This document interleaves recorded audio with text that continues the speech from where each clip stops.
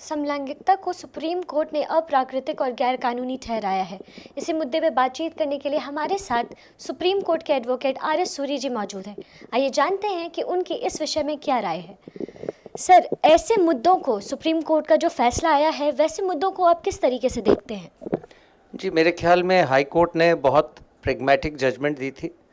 उन्होंने कहा था कि आर्टिकल 21 इसमें इन्वॉल्व है, आर्टिकल 14 इन्वॉल्व है, और अगर कंसेंसुअल सेक्स है, दैट इज़ दोनों की मर्ज़ी से है, ये अगर मेल्स में भी हो या फीमेल्स में भी हो, तो वो एक ऑफेंस नहीं होना चाहिए।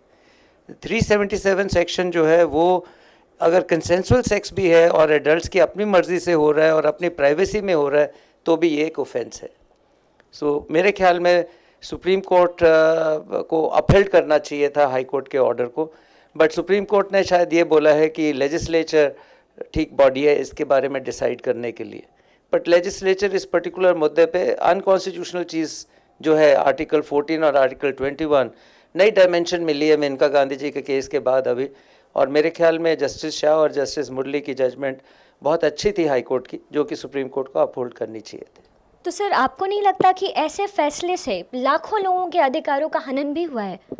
निश्चित, बेशक बहुत बहुत खनन हुआ है, और ये एक स्टेप बैक है rather than step forward.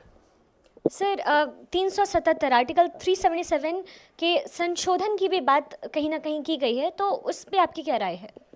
I think legislature को सामने आना चाहिए और उनको कहना चाहिए कि कंसेंसुअल सेक्स जो है, चाहे समलिंग लीनता है या कुछ है, होमोसेक्सुअलिटी है, लेस्बियनिज्म है, this would be perfectly valid, and इनको ये चीज़ें तो समाज में है ही हैं, उसको रिकग्नाइज करने में कोई हर्ज नहीं होना चाहिए। तो देखा आपने किस तरीके से RS सूरी इन्होंने पूरे तरीके से सुप्रीम कोर्ट के फैसले का एक तरीके से विरोध भी किया है और लोगों के जनहित के लिए उन्होंने याचिका भी की है। इस समय दिल्ली से कैमरा पर्सन अशोक के साथ शिखा ठाकुर, न्यूज़ पॉइंट।